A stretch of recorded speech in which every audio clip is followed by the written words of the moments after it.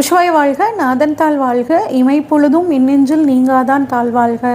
ஓம் நம சிவாய, ஓம் நம சிவாய, ஓம் நம சிவாய. குருவாழ்க, குருவே துணை. அனைவருக்கும் வணக்கம். நான் உங்கள் டாக்டர் சங்கீதா ராம்குமாருங்க. இந்த ஜூலை மாத பலன்கள் எப்படி இருக்குது அப்படின்னு ஒவ்வொரு ராசிக்கும் நம்ம விரிவாக பார்க்க போகிறோம். துலாம் ராசிக்காரங்களுக்கான ஜூன் மாத பலன்கள் எப்படி இருக்குது அப்படின்னு சொல்லி பார்ப்பாங்க. துலாம் ராசிக்காரங்க பொறுத்த வரைக்கும் நேர்மையானவங்களாக இருப்பாங்க. யார் தப்பு பண்ணாலும் தப்பு தான் அப்படின்னு சுட்டி காட்டக்கூடிய தன்மை இந்த துலாம் ராசிக்காரங்களுக்கு இருக்குங்க.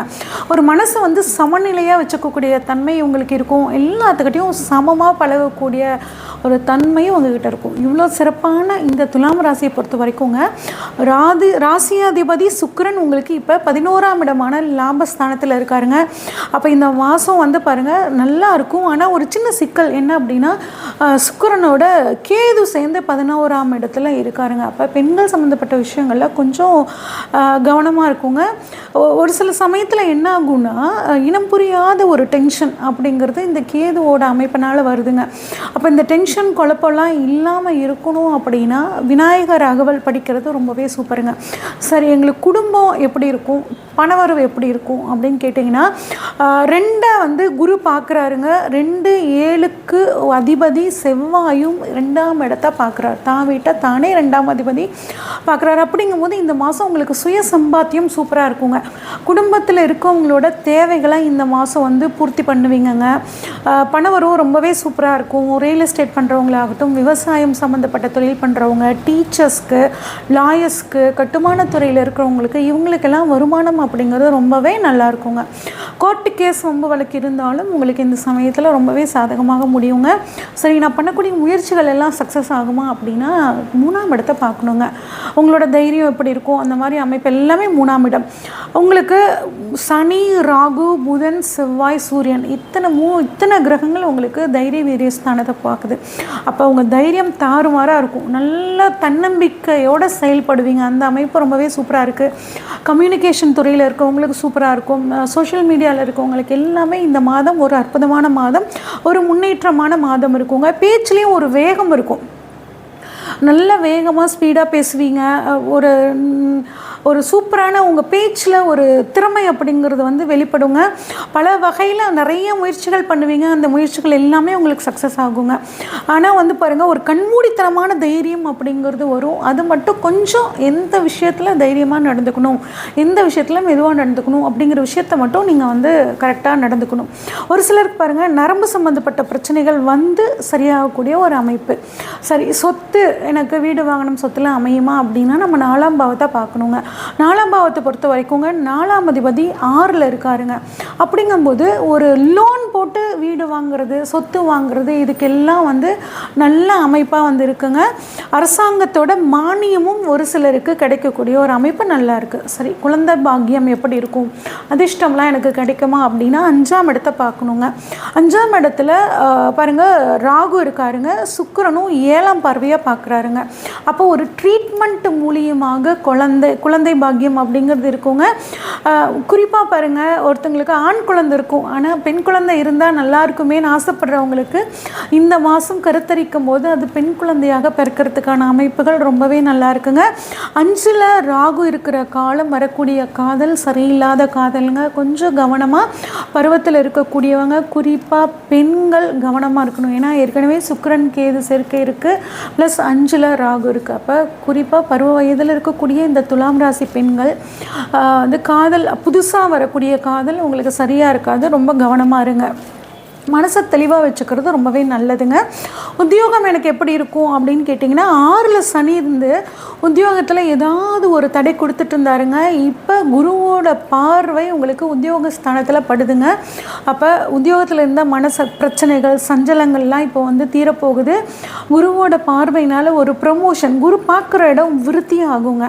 அப்படிங்கும்போது உங்களுக்கு நல்ல ஒரு ப்ரொமோஷன், இல்லைன்னா மனசுக்கு பிடிச்ச ஒரு நல்ல சம்பளத்தோட கூடிய இன்னொரு வேலை, புதுசாக படித்து முடிச்சுட்டு வந்திருக்கீங்களா அவங்களுக்கு கேம்பஸில் வேலை, இந்த மாதிரியான அமைப்புகள் உங்களுக்கு இந்த மாதம் இருக்குங்க.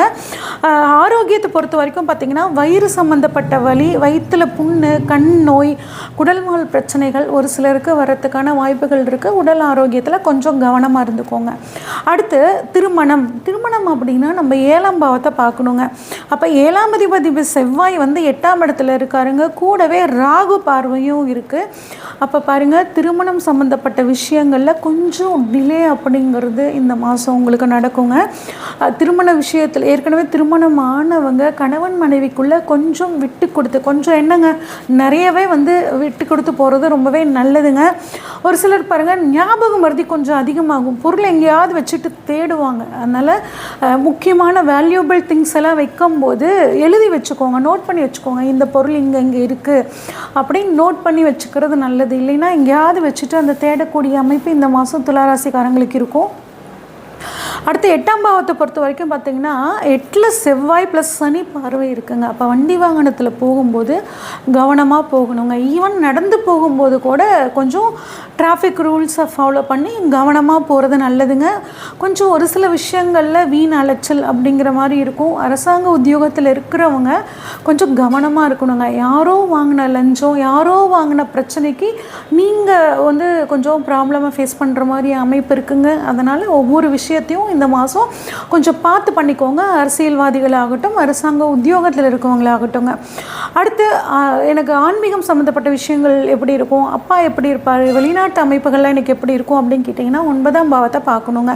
அப்போ 9ஆம் அதிபதி ஆட்சியாக இருக்காருங்க. ப்ளஸ் சூரியனோட தொடர்போடு இருக்கார். சூரியனும் 9ஆம் அதிபதியும் ஆட்சியாகி 9ஆம் இடத்துல இருக்குது. இது அற்புதமான அமைப்புங்க. அதாவது துலாமில் சின்ன குழந்தைங்களாக இருக்கிற பட்சத்தில் அவங்க அப்பாவுக்கு அரசாங்க உத்தியோகம் கிடைக்கிறதுக்கான அமைப்புகள், அவருக்கு கவர்மெண்ட் கான்ட்ராக்ட் கிடைக்கிறதுக்கான அமைப்புகள், ஒரு அரசியல் பதவிகள் கிடைக்கிறதுக்கான அமைப்புகள் சூப்பராக இருக்குது. நிறைய பேர் ஆன்மீக பயணங்கள் போவாங்க. குறிப்பாக வந்து பாடல் பெற்ற ஸ்தலங்கள் போகிறதாகட்டும், பெருமாளை கும்பிடுறவங்க அந்த வைணவ ஸ்தலங்களுக்கெல்லாம் போகிறதாகட்டும், அதற்கான அமைப்பு வந்து ரொம்பவே சூப்பராக இருக்குங்க. போர்வெல் போடுறதுக்கு, கிணறு வெட்டுறதுக்கு, ஏற்றுமதி இறக்குமதி தொழில் எல்லாத்துக்குமே சூப்பருங்க. குறிப்பாக ஆராய்ச்சி கல்விக்கு அட்டகாசமாக இருக்குங்க. கடல் கடந்து போய் நான் ஆராய்ச்சி கல்வி படிக்கணும் அப்படின்னாலும் உங்களுக்கு நேரம் வந்து ரொம்பவே சூப்பராக இருக்குங்க. அடுத்து தொழிலை பொறுத்த வரைக்கும் பார்த்தோம்னாங்க 10ஆம் இடத்தை வச்சு தொழிலை பார்க்கணும். அங்கே குரு உச்சமாக இருக்கார். ப்ளஸ் சூரியன் வந்து 11ஆம் அதிபதி அங்கே இருக்கிறனால கடல் கடந்து போய் தொழில் செய்யக்கூடிய அமைப்பு யோகம் அப்படிங்கிறது இருக்குங்க.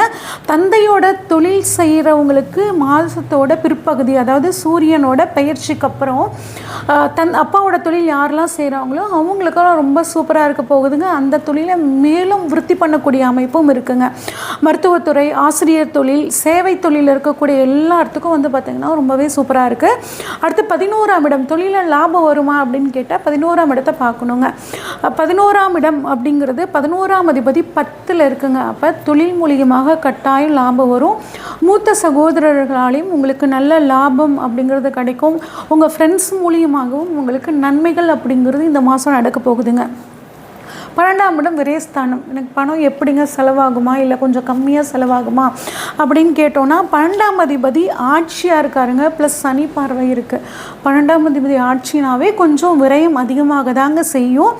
அதனால் வரக்கூடிய விரயத்தை சுப விரயமாக மாற்றிக்கோங்க. வீட்டுக்கு தேவையான பொருட்களை வாங்கி குடும்பத்துக்கும் சந்தோஷமாக வந்து வச்சுக்கிறது ரொம்பவே நல்லதுங்க. நன்கொடை பண்ணுறது, தான தர்மங்கள் பண்ணுறது, இதெல்லாம் பண்ணிங்கன்னா உங்களுக்கு இந்த மாதம் நல்லாயிருக்கும். ப்ளஸ் மூதாதையர்கள் சொத்து ஏதாவது இருந்தாலும் இந்த மாதம் உங்களுக்கு கிடைக்கிறதுக்கான வாய்ப்புகள் இருக்குங்க. சரி, இந்த மாதத்தை இன்னும் நான் வந்து சூப்பராக மாற்றிக்கணும்னா என்ன பண்ணலாம் அப்படின்னாங்க, விநாயகர் படிங்க. அபிராமி அந்தாதியில் பாடல் 1ஆம் பாடலை படிக்கிறது சிறப்புங்க. உதவி அப்படின்னு தான தர்மம்னு பார்த்தோம்னா படிக்கக்கூடிய மாணவர்களுக்கு உங்களால் முடிஞ்ச நோட், பென்சில் அந்த மாதிரிலாம் வாங்கி தரது சிறப்புங்க. மகாலட்சுமி வழிபாடு பண்ணுறதும், ஒயிட் கலர் அதிகமாக யூஸ் பண்ணிக்கிறதும் இந்த மாதம் உங்களுக்கு மிகச்சிறப்பான பலனை கொடுக்கும். இது வரைக்கும் நம்ம பார்த்ததெல்லாம் பொதுவான பலன்கள் தாங்க. உங்களோட ஜாதகத்தில் இப்போ என்ன தசா புத்தி நடக்குங்கிறதுங்கிறத பொறுத்து இந்த பலன்களில் சின்ன சின்ன மாற்றங்கள் அப்படிங்கிறது இருக்குங்க. ஜோதிடத்தில் ஆர்வம் இருக்கிறவங்க ஜோதிடம் சார்ந்த வகுப்புகள் நம்ம வந்து எடுத்துகிட்ருக்கோங்க. விருப்பம் இருக்கிறவங்க ஸ்க்ரீனில் தெரிகிற வாட்ஸ்அப் நம்பருக்கு கால் பண்ணுங்கள். உங்களுக்கான முழு டீட்டெயில்ஸ் கிடைக்குங்க. நன்றி, வணக்கம்.